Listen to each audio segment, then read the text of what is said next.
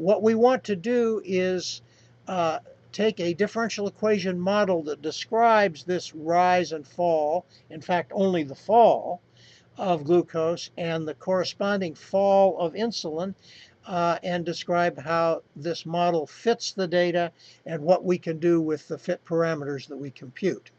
So having looked at the data file, data courtesy of Christopher Walton, that's nice, but what we want to do now is actually look at the script.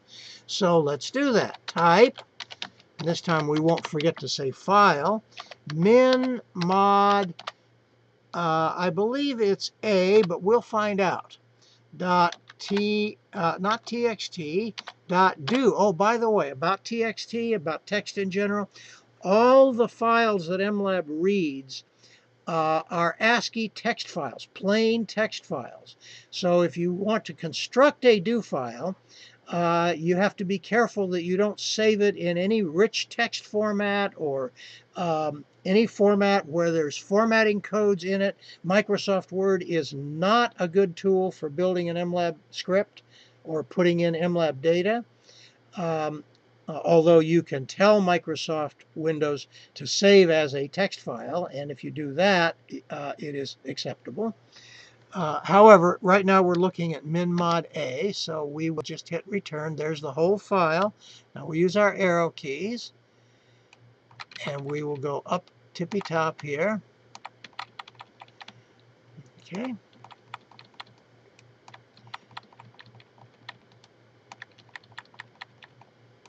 And we got a lot of comments, and here we are. There's the command, type file minmod.a.do. File name is this. The first line in the file is a comment. This kind of comment starts with /* and ends with a */ wherever that is. Where is the */? There it is, right there. Do you see the */? Yes, you do. There it is, right there. And so that kind of comment, by the way, is the C programming language convention for putting in comments.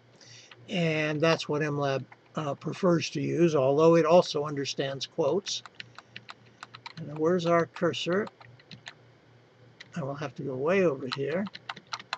Oh, I see. I'm way up there by data C courtesy of. So coming down again, here is our first line of the file. MLAB example, minimal model of glucose-insulin kinetics. And then we have this example defines two versions of the glucose-insulin minimal model, which is discussed in a certain paper from 1994. Data in the form of time-dependent insulin in the blood following the glucose injection are required for the first model. The second model defines the insulin curve with an ordinary differential equation.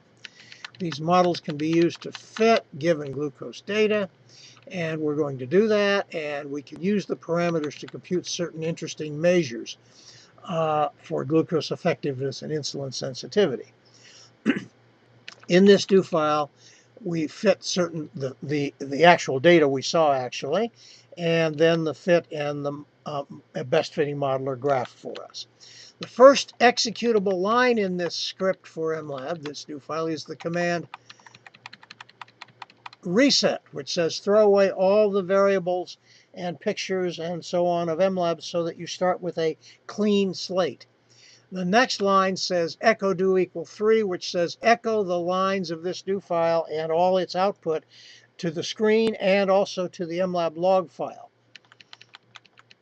Finally, we're going to read in our data, and here's the line that reads in the data. So it says data, which is a matrix, an array, in other words, is going to be constructed by reading the numbers in minmod1, number by number, and organize them into at most a 50-row matrix with 3 columns. It's the 3 that's important. So the first 3 numbers make row 1, the next 3 numbers make row 2, and so on until the file has either read 50 such rows or run out of data. In this case, it will run out of data. So the actual number of rows will be something less than 50, and here we compute the number of rows. M is equal to the number of rows. N rows is an MLAB function that computes the number of rows of a matrix, in this case the matrix data. Now we say construct another matrix, GDAT, glucose data, which is the data matrix, column 1 and 2 selected. Select out only the first two columns, put them in GDAT, and select out the column 1 and column 3, that's time versus insulin level, and put that in the IDAT matrix. So now we have two data matrices, one for glucose, one for insulin. Now what we do is define our mathematical model, which we will see coming here. It involves certain variables. T is time in the model. G of t is a function which says it's the blood glucose level at time t. I of t is the blood insulin level at time t. You will see that it's going to be just empirically defined by interpolation of our data. It's not going to be a formula to begin with anyway. And X of t is the interstitial insulin, the insulin that's floating around the cells and being taken up by cells as insulin opens gates for that to happen.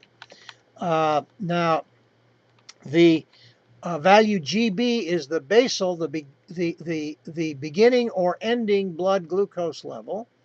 It's the measured value that we'll take from the data. We don't actually estimate it. IB is the basal, that is after 180 minutes of fasting, after an injection, is the blood insulin level.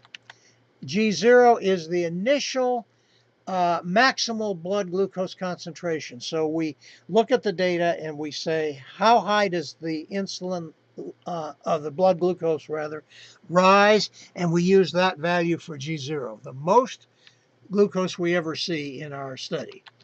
P1 is the rate of glucose transport into the interstitial compartment. P2 is the rate of insulin transport from the interstitial compartment into cells so that the interstitial compartment loses insulin. P3 is the rate of insulin transport from blood to the interstitial compartment.